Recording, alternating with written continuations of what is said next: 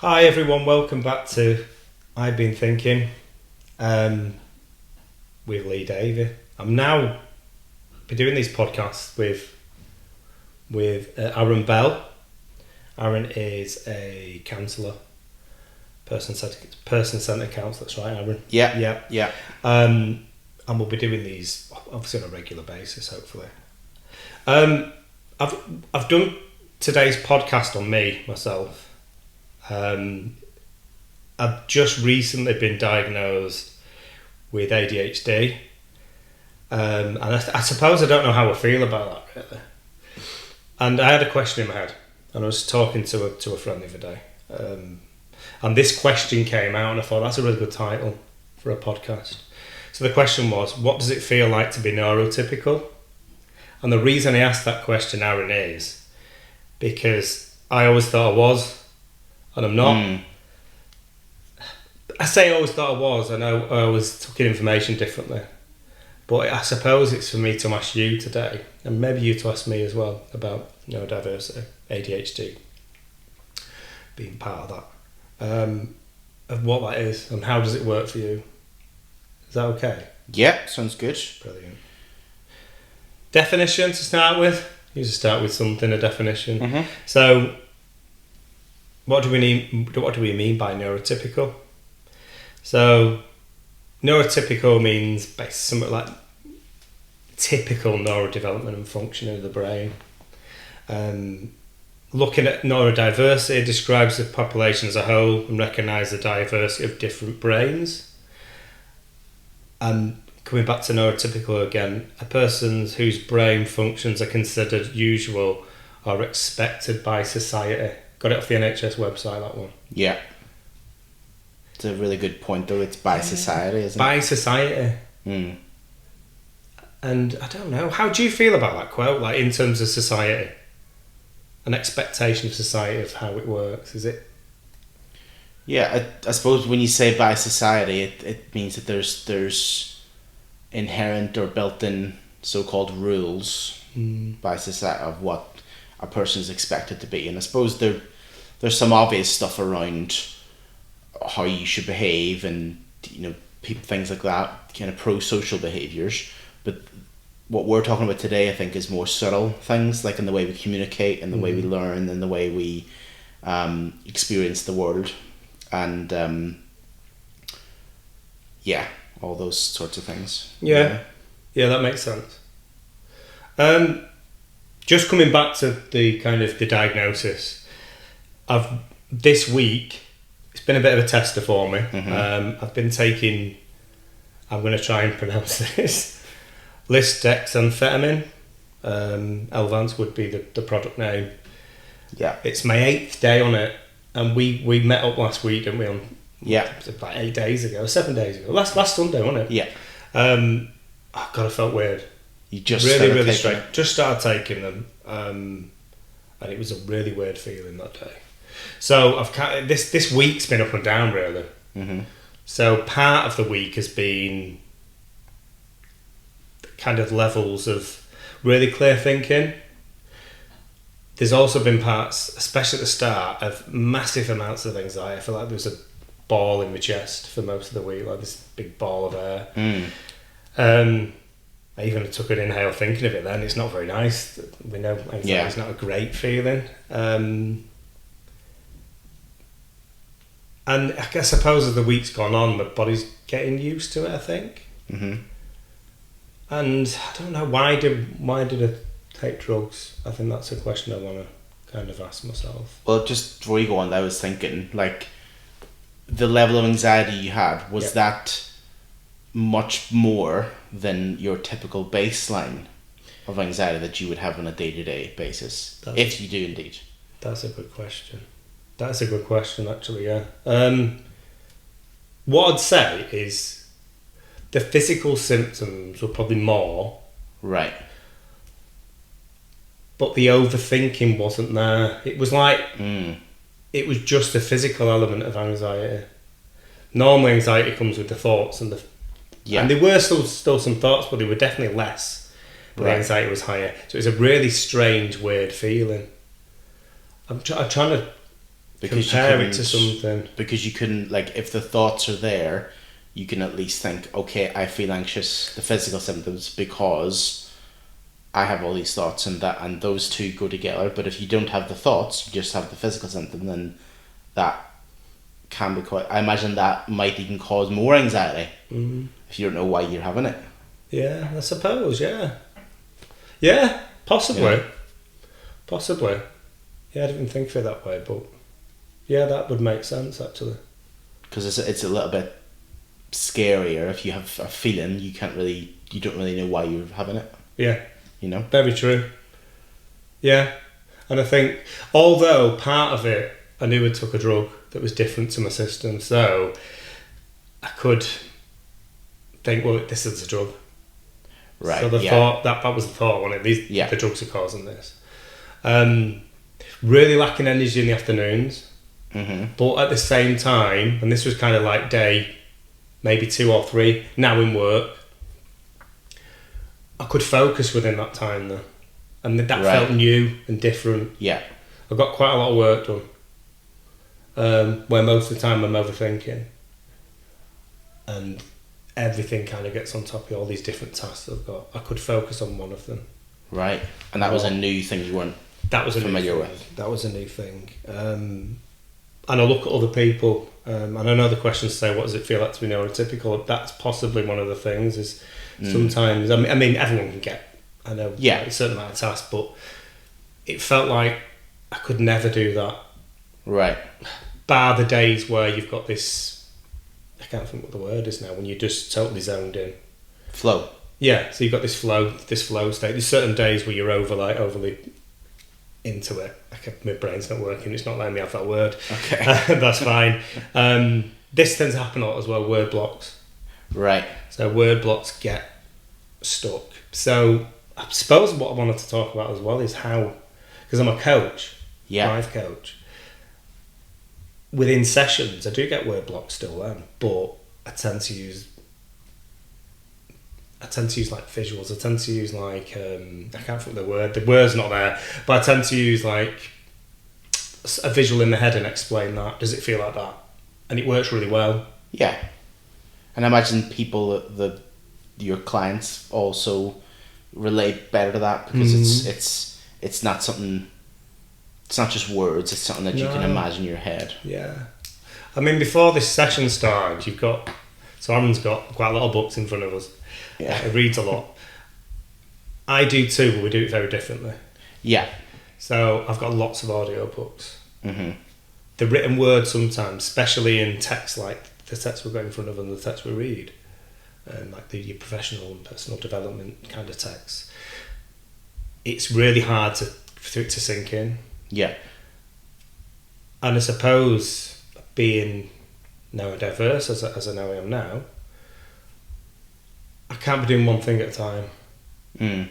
There's got to be a little bit something else I'm doing, like exercising. I can listen. Generally, I do most of my learning in the car. Wait, could you listen in the car? So I can listen and drive. Right. So I'm driving, but I'm listening and taking the knowledge. And as I do it, I'm then picturing what they're saying to me.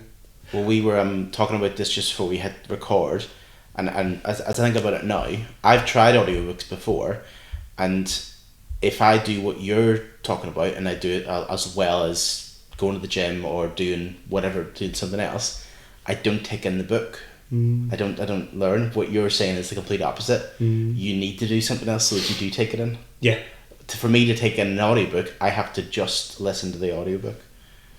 Whereas you need to do something. There's almost like, is there a block or some kind of, your brain needs to be occupied in some way so that you can allow that learning. Yeah, it's kind of like, I suppose if I'm reading a book, and words have never really worked for me. I really struggled in school with that. So I think I was 8 or 9 when I started to be able to read properly. Right. It took me a long, long time to develop and read. And I think the words didn't mean anything to me. It was just this chaos. But I was always I always asked questions as a kid. Yeah. And I think if that was seen, if I could go back in time and say, this is how I learn, I would have excelled in school. we did mention this before the podcast as well, of how did I learn. Mm-hmm. And I did really well when I left school. I definitely didn't do very well in school, possibly down to learning styles. Yeah.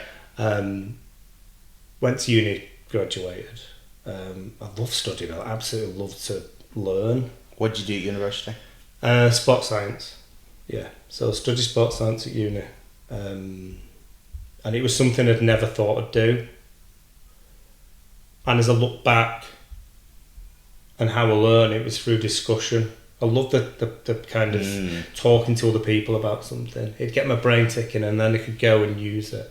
I also talked about before this about how technology's changed. Yeah. And I think maybe if it was brought up now, with the technology we've got, again, I would have had another medium to use. Technology, word processing, audiobooks. Anything that's not the written word. Yeah. It worked for me. So when you were in school, there was not much opportunity for the discussion and the real. I'm going to use the word hands-on learning. Is that a fair thing to describe it as? Yeah. That you described that you had at university. Yeah. But when you were in high school and that, you weren't able to do that as much, and therefore you didn't engage as well with the learning process that compared to when you left school and went to university. And yeah. So that was a difference. And if you had more, what's the word? Adjustments. Yeah. Like audio-based things, anything that can take things away from the written word, you would have engaged more with the learning material. Definitely. You think? Yeah, I think so. Yeah, I do. I think that. I think that would have really helped. I had a point that was in my head. Do you know what? I'm glad this has actually happened. Okay. Because as we're having conversations, I think this is a trait of ADHD. Mm-hmm. Something will pop up, and I'm really aware we're doing a podcast. So what I'm aware of is that if two of us speak, it sounds horrendous and it's really hard to follow. Yeah. But I butt in a lot. You probably notice this. People notice it, and it's not about being rude. It's one of the traits of ADHD, and it's like something will pop into my head, and I need to get it out. And if I don't get it out, I'll lose it. And it's just happened now. It'll come back. Right. I'll remember it later. It'll come back in a conversation. Certain things trigger a thought, a feeling, a memory, something I've learned, which works great in coaching.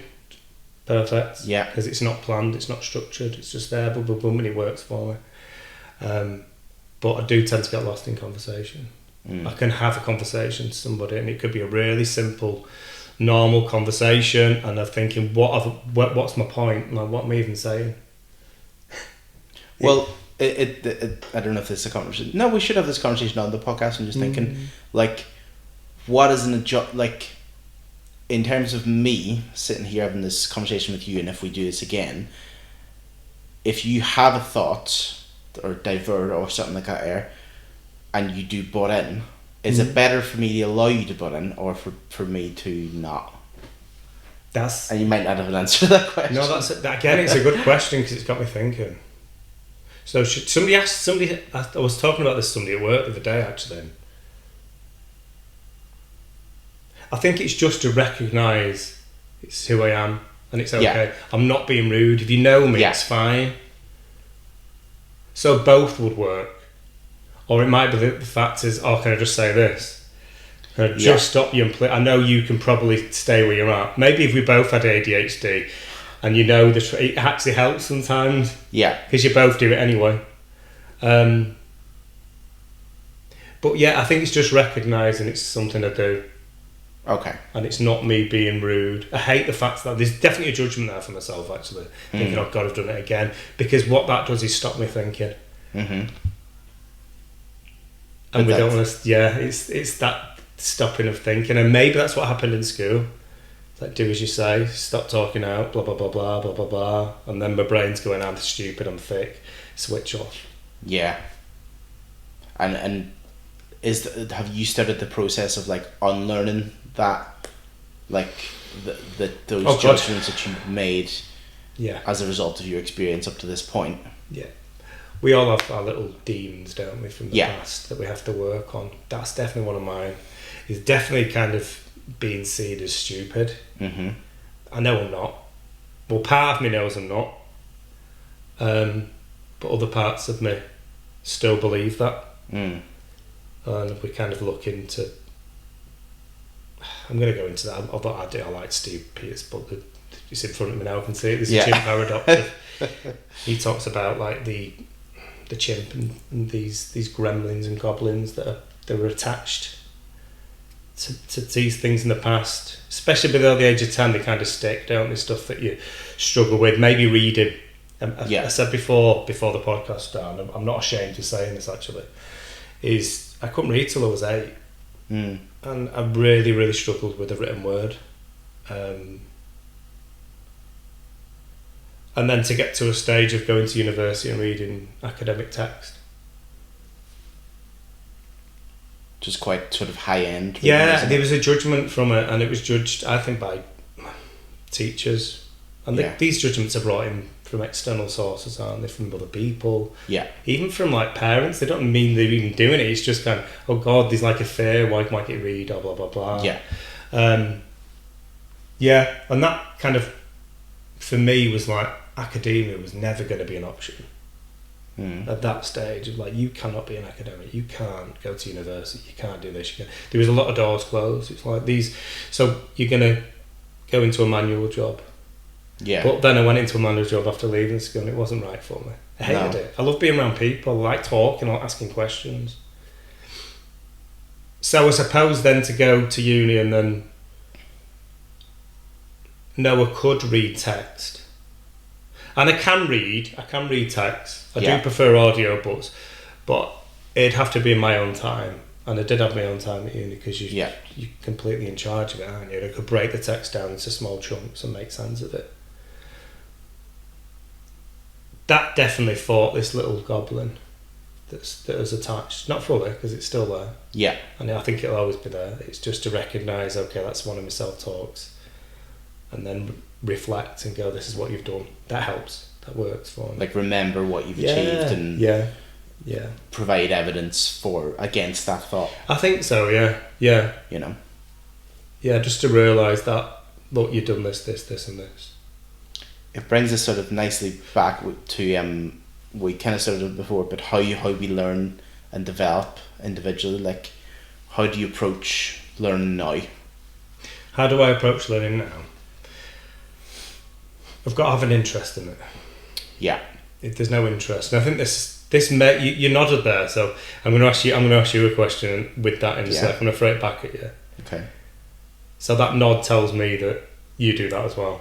Yeah, it definitely is much easier to stay engaged and on task and focused if the thing you're trying to do is something that you're interested in. Like, I think my reference point is like if I'm doing training in work or training courses and stuff like that I learn best in person, like kind of the way you described it, with discussion, stuff like that. But also I like to have, if it's something, a training course, and there's like a PowerPoint or something, or references or links to other material, I like to have that and to look at it afterwards and sort of remind myself about things. And I even changed the way I write notes, because I used to just write notes if I was doing a training course, or even when I was in university and stuff, and just sort of write notes, trying to capture down as much information as possible. But I realised there's no point to do that, because I don't then go back, and it doesn't make more sense when I look back at it. It's just... This is really... I put it in, but... Yeah. I'll just pause that thought. No, because in terms of... I still write notes. And maybe there's a reason to write. I think I can take information sometimes and I write down. And I won't write down what I've been told. I'll write down what the thought process was in my head sometimes. I'll never go back to the notes. But I think it sometimes cements learning. Sometimes. You talked about PowerPoints. I hate PowerPoints full of words, obviously. I hate words, especially when it's full of words. But if someone puts a model or a picture on there, my brain lights up. My brain instantly lights up. I've got this really simple model that I can make sense of. Like this restorative practice model, if you look at it like it's like a window with 4 words in it, with 2, 4, I forget the other one. With 2, 4. 2, is it? Yeah. There's 4 of them anyway. Yeah, but whatever it is. So that for me is like, boom, it sticks in my head, I can see it. Yeah. It's like, somebody will start talking, it's great for coaching because I can visualise it. I even have I've got lots of resources I use that are literally just models. There's no words. Some of them don't have words on it. It's like they could be a photograph. And I'll throw it out and I can explain it and I can work that way. Yeah. Visuals help. Mm-hmm. Models really, really help to cement learning. Reams of writing do not help. No. At all. And I don't know if that's just me. I think some people, words do work for them. And I suppose it comes back to the question, what does it feel like to be neurotypical? Well, if I go back to where I was before, and like I don't take notes anymore in that sort of try to get as much information down kind of way. I'll write notes if it's made me think about something as a result of what's been said. Yes. That's what I'll write down because that's then my learning process. You know what I mean? Because if I can get the PowerPoints and slides anyway, then why am I writing it down? Yeah. You know what I mean? So that worked better for me to just write down what it means to me and what, if I think, oh, that's interesting, what write that down. Because it's I'm imagined like a new pathway in my brain being created in that moment. You know what I mean?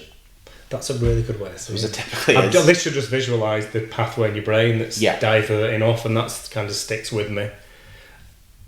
Going back to audiobooks as well, and going back to to training programs, is I do that. I write what down's in my head, and I could divert off into a completely different area from the training, but it's linking to something else I've learned. Yeah. So I'll do it on a book, and you kind of said it before on an audio book that it's really difficult and it's hard to stay on track. I don't stay on track. I allow it to just drift off. Yeah. Because my learning happens then, not with what's being said all the time. Like something will spring, something said within the audio book, and it gets me attention. It's like, whoa, something's happened, and I just go with it now. And I'll also drift off in other parts that mean nothing to me. Yeah. It's just talking, and then he'll say something or she'll say something, and it just pops back up. Is there something about allowing yourself to do that as well? Like that, I know in the past, like if I've been reading something and then drifted off and stuff like that, I would have thought, oh, it's just because I can't concentrate enough, and I used to think that, but now I think I'm just not interested in the book. No, and that's okay. It's not a. I mean, that's fine. In the same way that I might watch a TV show and I might not like it. I don't think, well, I just have to keep watching it. Yeah. I might get better at watching it if I just keep doing it. Yes. It's like, well, no, you're just not interested in it. No. You know what I mean? That's true. And as you were talking, I was thinking of neurodiversity within people who've achieved stuff, like famous people. I think if you look at Einstein was... Dyslexic. So there's lots of people inside. I can't throw them all out here, but there's lots of people, very creative minds. And maybe it's because they're thinkers. I'm definitely a thinker. Yeah. And I'm not saying not if you're neurotypical you don't think, but I'm constantly thinking. I think the ADHD man, I remember seeing somewhere that I've said this on other podcasts actually, that the average mind has something like 60,000 thoughts in a day, which just seems quite a lot. And I think it's tripled or quadrupled with ADHD. Really? Yeah. Wow. So there's so many thoughts. And it's like, maybe we should be allow ourselves just to drift off into those thoughts sometimes. And get some of those things down on paper, whatever in your head. And I do that. I use my phone. I sometimes have to pull my car over quickly because I'm listening to an audio book and just get something down quick while it's there. And I can come back to it later. Sometimes it makes no sense later, but it's okay. I'm fine with that. But yeah, I suppose it's the allowance of the drifting off. Yeah. Of going off topic. It's okay. It reminds me of I'm drifting off now myself. Yeah. But I think I've talked to you before about Blind Boy's podcast. Yes. His podcasts are very, he's autistic. Also received a late diagnosis, I think, only within the last maybe year or two. But he often describes that as like, and his podcasts are very like that they'll they'll be about a topic, but it could go 6 different ways by the time he gets to what he needs to say or whatever. Yeah. And he's talked about like creativity and the sort of that you have to go through that process of thinking and failing a lot. And I was trying to link this back to you somehow, what you were saying, but I can't remember now. But yeah, a lot of overthinking, a lot of processing, I think, is the key word there. And a lot of creative people do often describe that way. I suppose I never saw myself as creative, especially when I was younger. But I do think outside the box, and I quite like that about my brain. And as I'm talking, I mean, you can probably hear it in my voice. You know me quite well from work. Yeah. And this could be the drugs. I feel quite not flat, but I feel probably lower than I normally am. And I think that's what the drugs do, don't they? Right. They bring you down a little bit.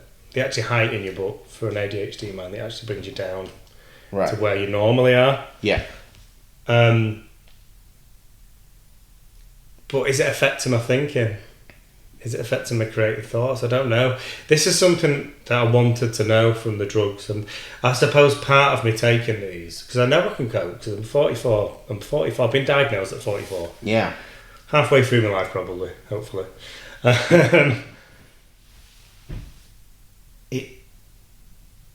It's a bit like market research, I think. Oh, really? Yeah, it's kind of to fully understand this. I mean, people are being diagnosed and they're being prescribed drugs all the time.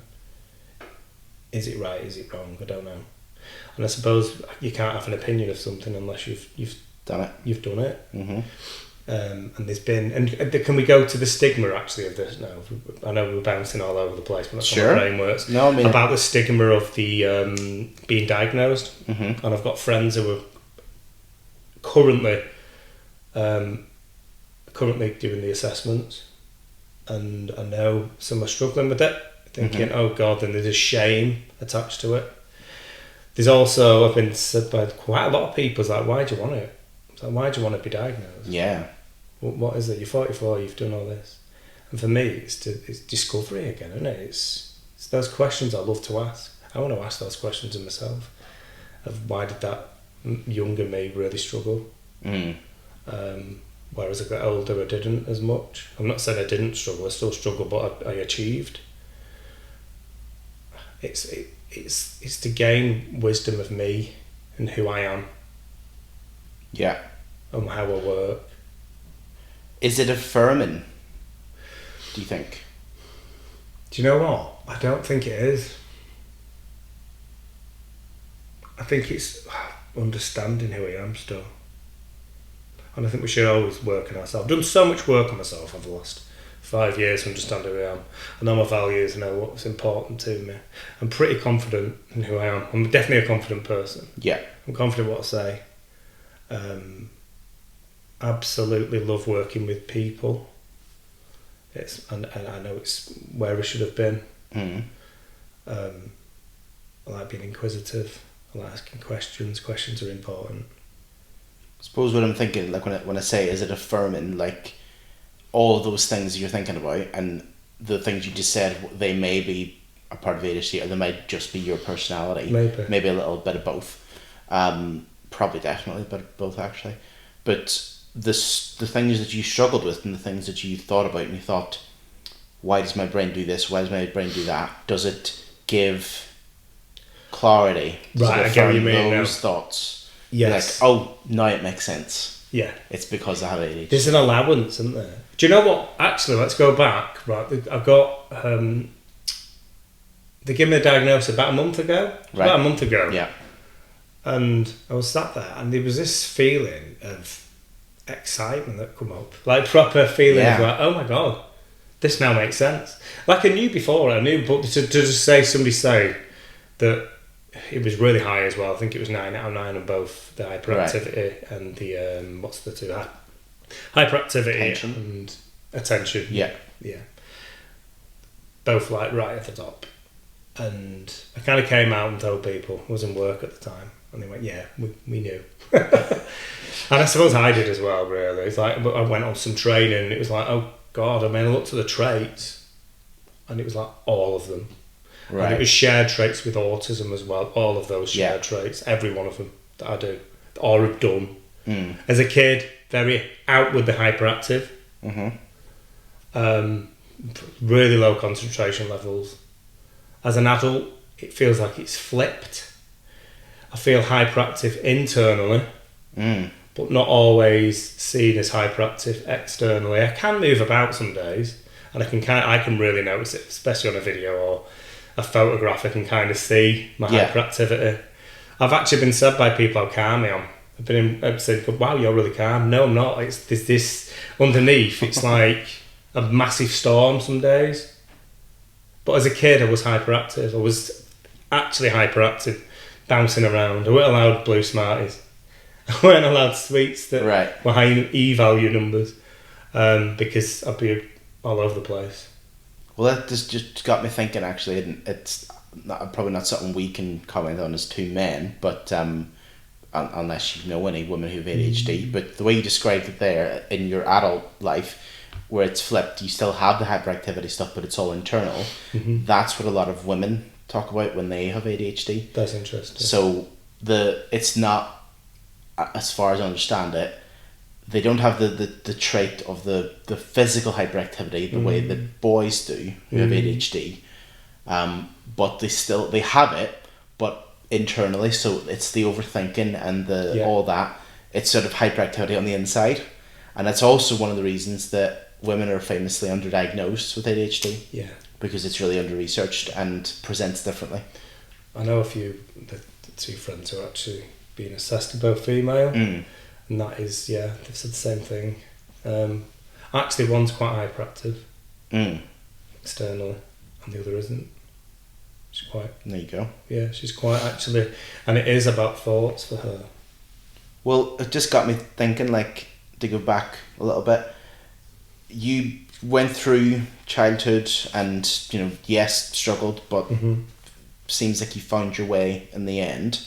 So why do you feel like you got or went for the diagnosis and went through that process? Or could you talk about what that process was like? Because I imagine a lot of people are... Actually, that's so... Looking at that. I was in a bad place in January this year. Yeah. I'm also on surgery for depression. Really struggled, was suicidal thoughts had come about, and I got a bit scared. This is quite scary. I don't know when my life, I should say. So I had a break, had a bit of time off work, and I went to the GP, and I suppose I talked about how I feel, and he brought neurodiversity, maybe ADHD, and said, would it be something you'd want to kind of be assessed for? Why not? Yeah, let's go for it.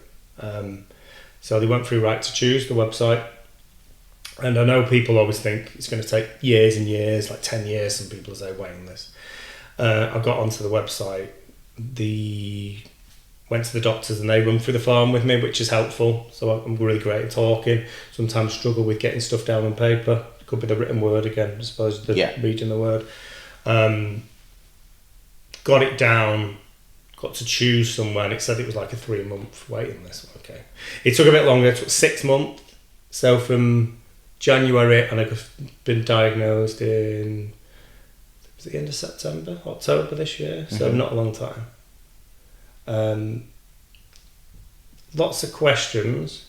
So there was an interview process of asking questions it's around the traits of ADHD.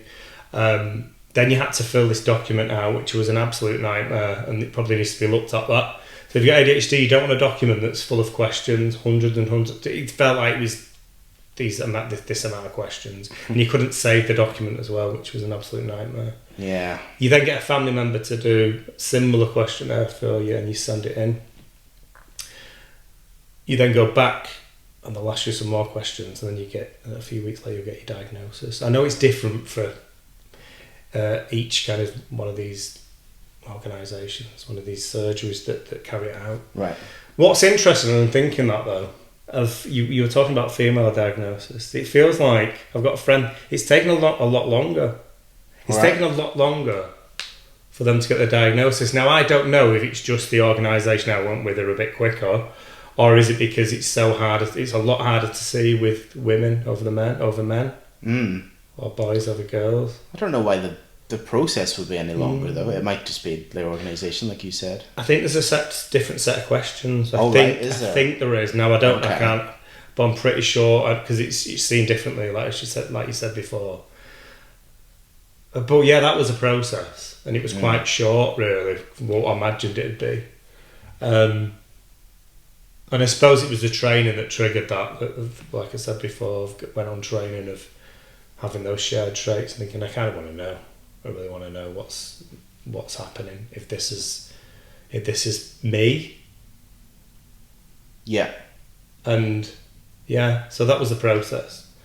And I mean, prior to January, had you been thinking that maybe it is ADHD or some neurodiversity? Prior to January, I don't know. No, I'd not. Never thought about it, right? I'd always looked at ADHD and thought, well, that's what some people have. Right. I'm not got an ADHD mind. But it makes complete sense now. Yeah. It just makes so much sense that that's where I was. I want to talk about stimulants as well.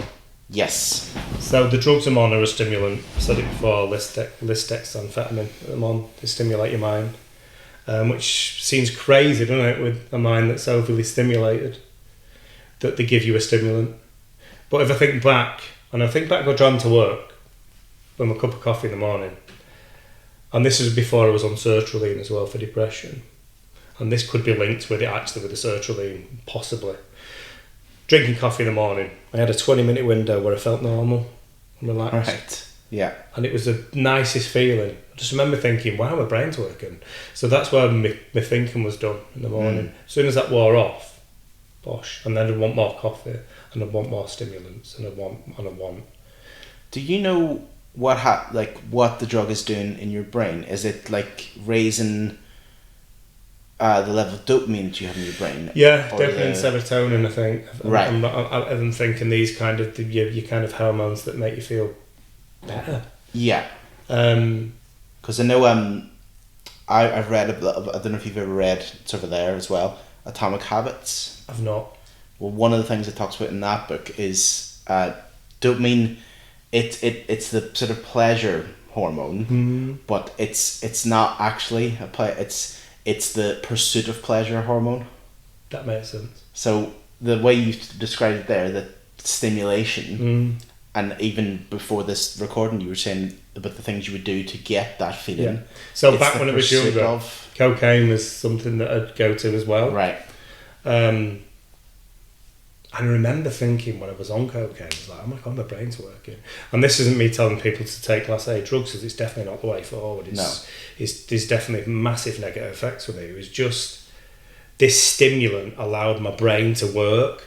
And I remember being on it, and I remember thinking, the amount of rubbish you talk when you're on it, for me it was more, there was this clarity to my thinking. Right. And if you look at this amphetamine, it's speed. Yeah.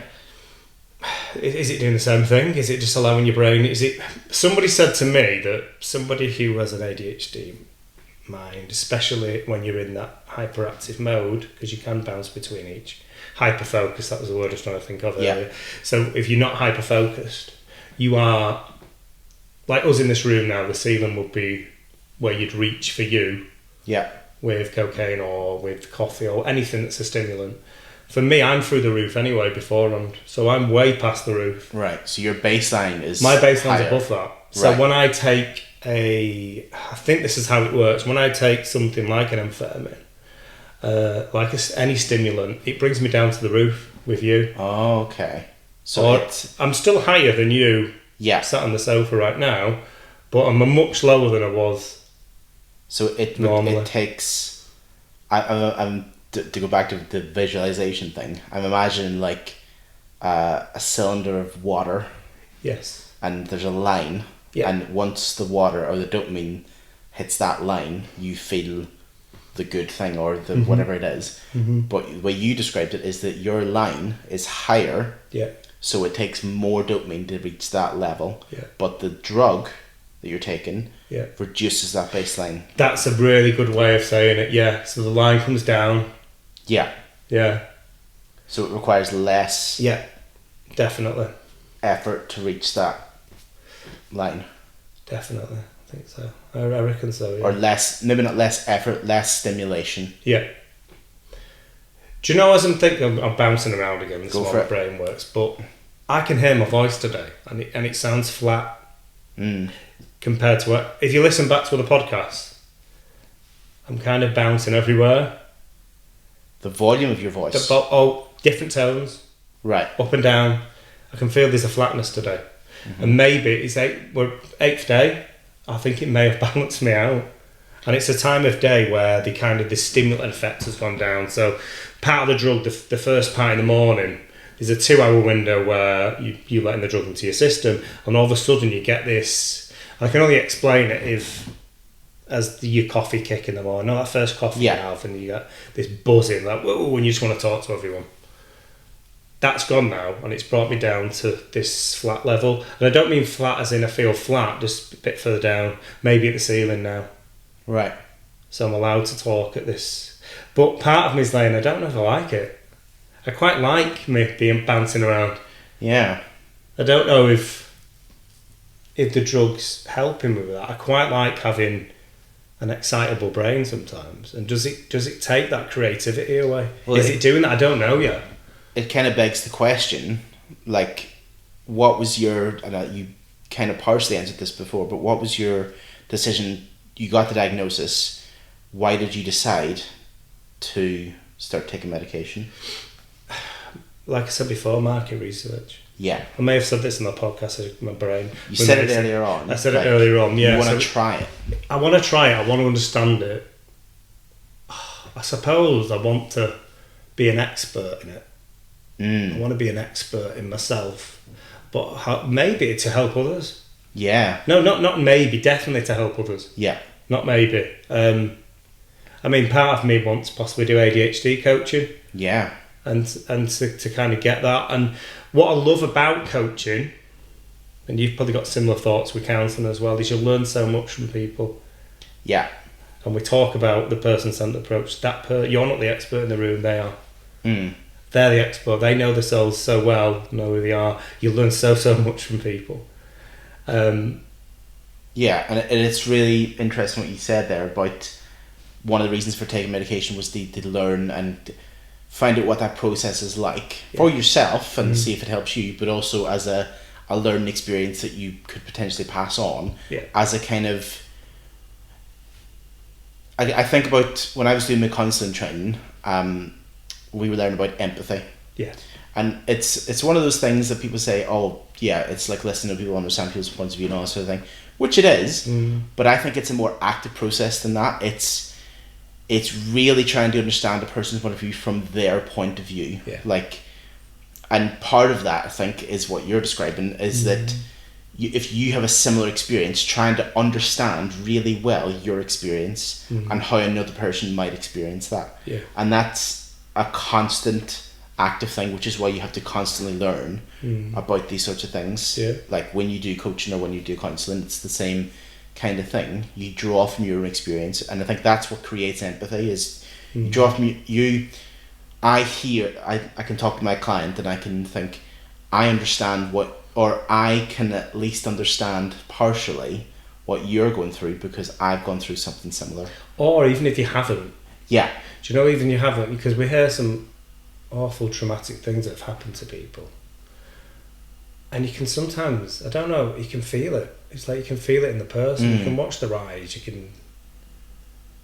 can be in the room, and it I suppose it's, and I think that's why people may struggle with therapies and stuff who've been therapists and end up going away from it. Is that you do take it in. Yeah. And you got to protect yourself from it. And I suppose the after the session is where you do that. Is this isn't my stuff, but you can pick up on that. And just coming off empathy, it's like this. We know with neurodiversity and including autism as well that empathy's either really heightened, Right. or it's really difficult to understand. Right. I didn't know that. So it can be either or. ADHD tends to be very, very heightened. It is with me anyway. I've always had this heightened level of empathy. And sometimes it's horrendous. And sometimes it's this superpower that gives you, and I know people hate that word within neurodiverse, but I'm using it for Superpower. me. Yeah, the superpower. So for me, the empathy side of it can be a superpower, but it can also be the supervillain as well. Well, there's a word for it in counselling. Transference, it's called. Yes. Yeah. Which is where you absorb or take on. So if I go into a room of positively minded people who are similar to me, I love it. It's like, oh my god, it's like going to a spa, like a nice, really nice spa, but you come out and you feel just relaxed and chilled, and it's these beautiful energies that you get off people. But if I go into, like, let's say a pub somewhere on a Saturday afternoon, football's on, it's really busy. It could actually Saturday evening, let's use that actually, because I've always struggled with really busy places, especially where it feels quite toxic, the energy that they go in there. I'll feel it and I want to get out of that place. Right. Now, when I was younger, I'd stay in there because it was normal and that's what everyone was doing, but I'd hate it, like really uncomfortable. I suppose now as an adult, I just want to go in. I'll just go out. I don't want to stay now. Now I know I'm with people that might want to stay, but I'll explain to them why. Right. And I said, I can't handle being in this room at this moment in time. I don't want to go and talk to those people over there. And that's not a judgment, it's a feeling. Yeah. I'm not judging people. I mean, we do judge. We all judge, don't we? But it's a feeling I don't want to go across because I'm not getting a good vibe. And it sometimes proves right. Well, nearly all the time I'm proven right. It's this level, and I think it's empathy or energy in a room. I'll also go across the person sometimes who might need to talk. I'll pick that up as well. It's like, you okay? And they're like, yeah, well, you're not. Are you okay, really? Yeah. It's like, no. And then it kind of works. And this is kind of why coaching works for me. And this is why, I mean, it worked for me personally when I had coaching. Yeah. And counselling. Something where you can talk and you can express emotions and feelings and to understand people. Like Carl Rogers' kind of approach with empathy is part of that. Yeah. It made sense. Well, this gets me thinking as well, and this is maybe off another tangent, but we love a tangent. Is that, and I think you talked about it really well, is that a difficulty sometimes that people are drawn to you and will share things with you when you don't want to be that person, you don't want to be the coach or the or the listener, you're just out with friends or doing whatever you're doing, but they because of the I'm going to use the word vibe, but it feels like an unscientific kind of term, but that's a good way to describe it. That's the impression you give off to the people, that you're approachable and because I think I have the same thing, and that's maybe why I ended up doing counselling in the first place.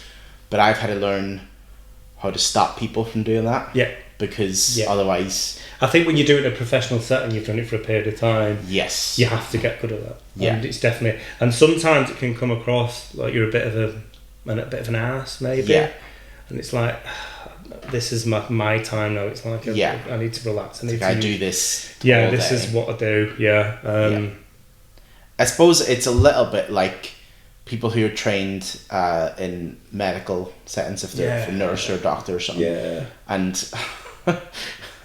there's nothing worse than if you know someone like that and then say, "Oh, I've got this strange mark on my leg or whatever. Can you have a look at it?" And it's just that's their job. Because sometimes you want to just get out of there, don't you? Yeah.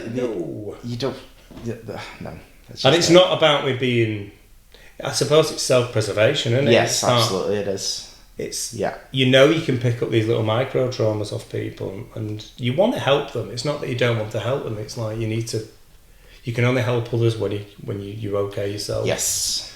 And as a therapist, so you need to recognise when you're not ready, when you're not able to do that.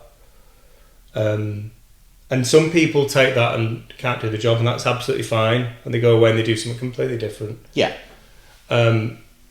Because it can be very, very hard at times. You'll be. I mean, your values get smashed to pieces. You hear stories that are horrible, that trigger you, that make you feel drained when you come out of the session. Yeah. But you need to be aware of that, and when you do come out, it's you deal with that there and then. You have a supervisor and you talk to them.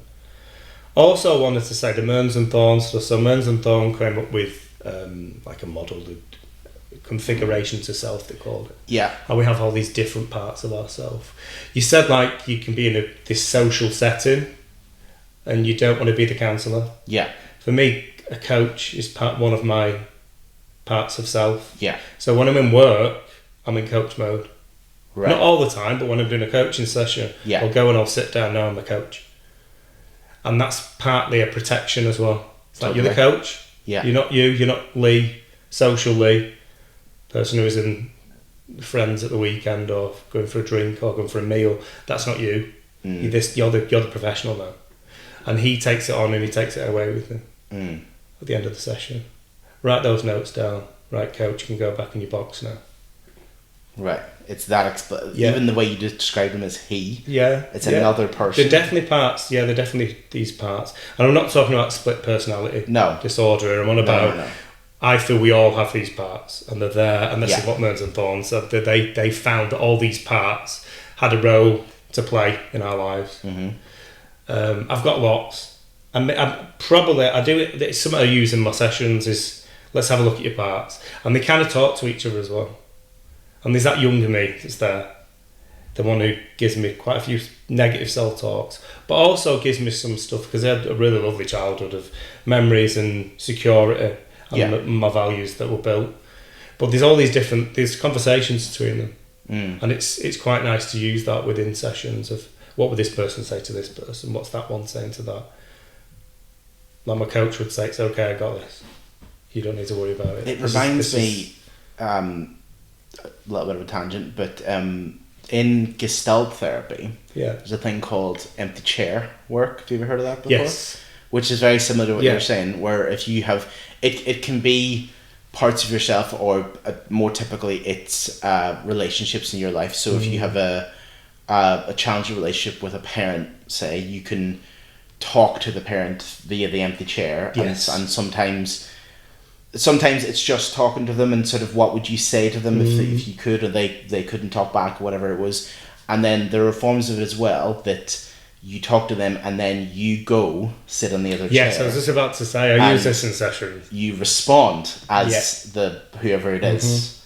But it can also be different bits of you, like your work self or your social self or your self as a family man, or whatever it is. What are they saying? What would you ask yourself now? Yes, it's a question. It sounds like a really get out question, but it's a good question. Yeah, it's like what, because you can see these. I mean, it's usually asked nearest the end of the session. I'd use that one.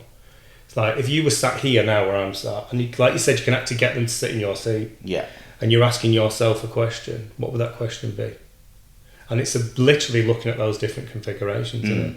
It may be them, they're seeing themselves as this professional, or as Steve Peters calls it, a human, asking the chimp a question. Yeah.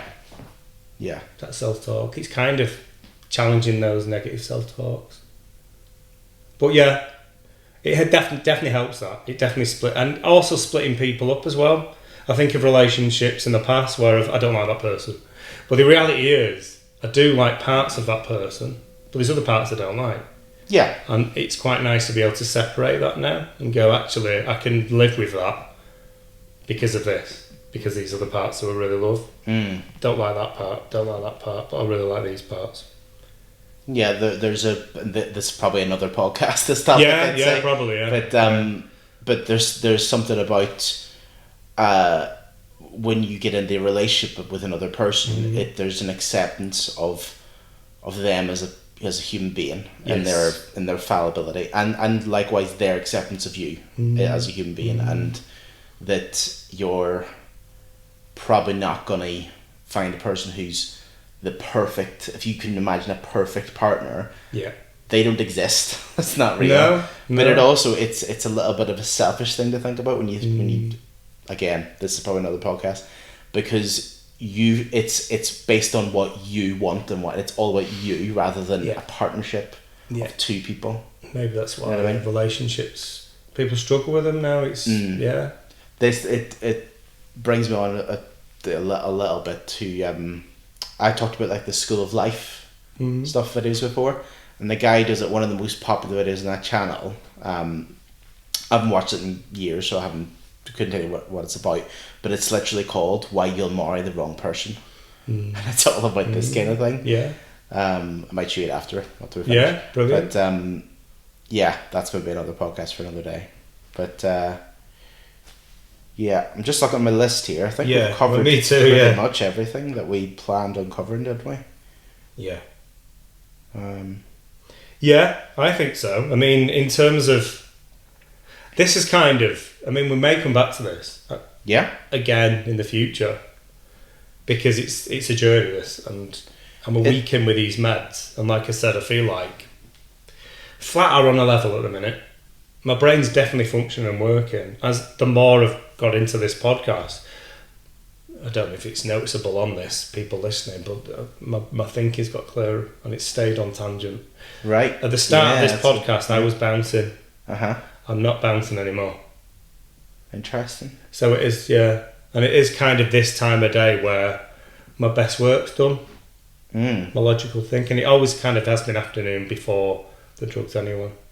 Interesting. Well, so, I suppose, have we answered the question, what does it feel like to be neurotypical? Kind of, maybe not directly, but certainly indirectly. Comparing our experiences of the way you approach certain things versus the way I do, I think definitely doing that. But I suppose neurotypical, like it said at the start, it's about what society sees it to be. Yeah. And we're all not neurodiverse in a way. Well, I was going to ask you, like, what do you think of that question? As we've spoke about it, I suppose I asked that question because I'm not sure if we are all, if neurotypical is even a thing, and if this should be it should be labelled as neurodiverse. I will push back a little. Okay. And the reason why is because if you say that we're all a little bit neurodiverse, whether or not that's true or not, it's still for debate, but it kind of devalues or dilutes the definition of neurodiverse, because like there are people who you would consider neurodiverse who really struggle, and all that, totally and if you can say, oh well, we're all a bit like that then devalues their experience. You know what I mean? I suppose I wasn't saying that. I think it was we all think differently, we all function differently. Some of us really struggle with it though. Yes. Because how we think and how we function isn't helpful, it's hard. We need to find how we think and how we function. And if we can put that in the education system, and it can be used, like we're all different types of learners. I'm definitely an audio-visual learner. I know that. But young people might not know that. And if we can kind of look at the world as, I don't know, I've nearly said being on a spectrum, but I don't know if that's the right word to use, but we're all very different and we all learn differently.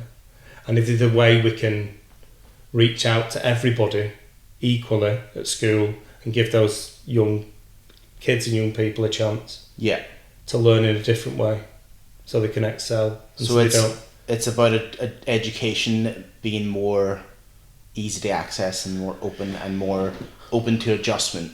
Because I think so. I think, and perhaps education, we both work in schools and that, and with young people, but it's gotten a little bit better in the last couple of years. I will say there is more awareness of neurodiversity and being able to find adjustments and stuff like that.